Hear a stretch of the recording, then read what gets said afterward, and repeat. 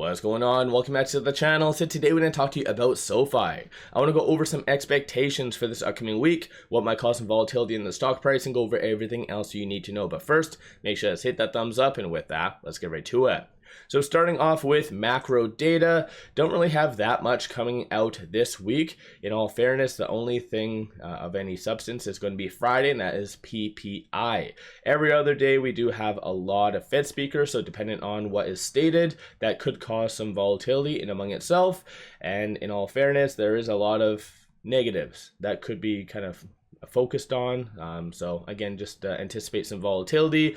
Aside from that though, we did have this that came out Friday, so Supreme Court striking down Trump's tariffs. We already know this, but what is yet to be seen is how is this going to, like, what's coming next? Is there going to be refunds? I've already seen over the weekend a lot of states suing various amounts for refunds. So this is going to be a big old question mark. So the market's going to be trying to interpret what this does mean or could mean for the broader market. After hours Friday, we also did have Trump signing a 10% global tariff and pretty much instantly bumped it to 15%. So again, the market's going to be really kind of interpreting what this all means. Usually, at least what we've seen in the past, this causes some negative sentiment and obviously the market to go down.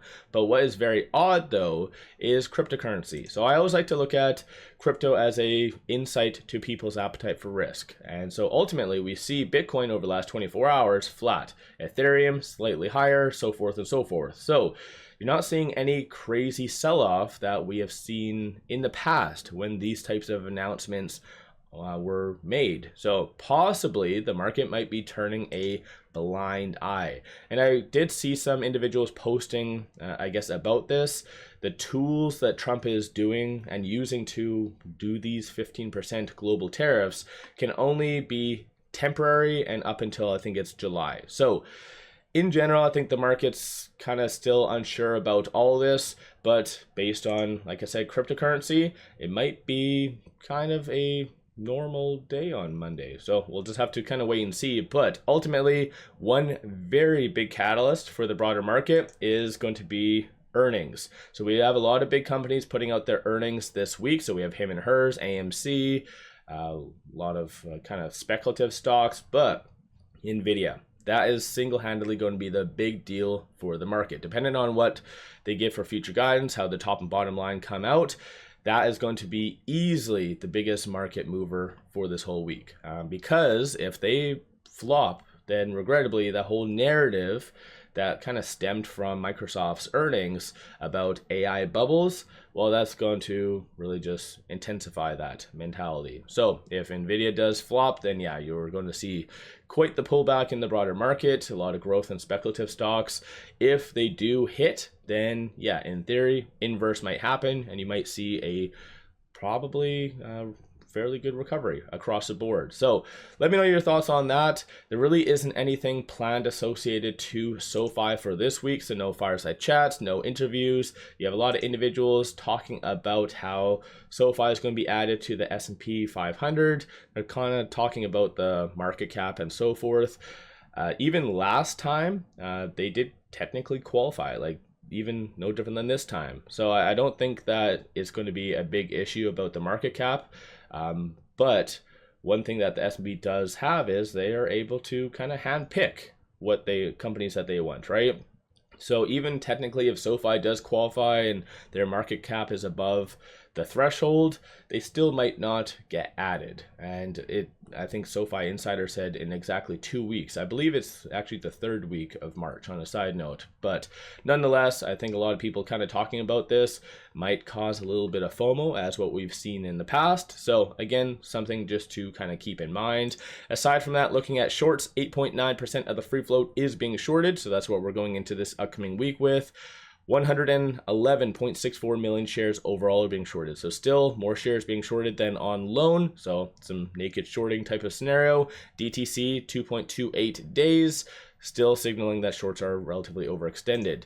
Looking at this, so from a bull standpoint, you see a consensus for it to be roughly between 19 and 20. So kind of limited upside. Downside, or the bears are anticipating for it to be sub kind of 1750 to 18. So we're kind of where we did land on Friday. Could go either way, but ultimately it's going to come down to the market interpreting this, so the whole tariff, also Nvidia's earnings. That's going to be the big deal. But if you're wanting to dollar cost average swing trade with it at 1902, it is trading between this S2 and this S3. 1744 is going to be that next strong support. I'm looking at the 1-day chart on a side note, but moving to the 1 minute. So for those of you that want to, let's say, day trade, for instance, just 1893 and then 1874 as support levels. So kind of just watch for that.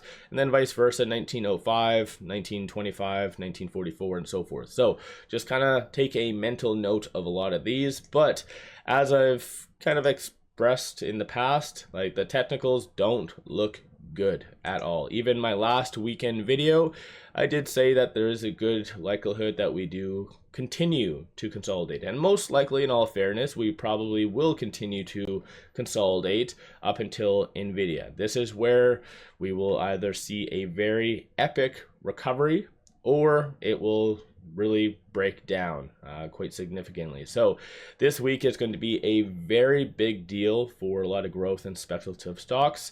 So let me know your general thoughts. One thing that could come out this week, kind of delayed though, is analyst ratings due to SoFi's earnings. Because if we kind of look back, there's a lot of analysts that haven't given updates. So for instance, a lot still from October, earlier on in 2025.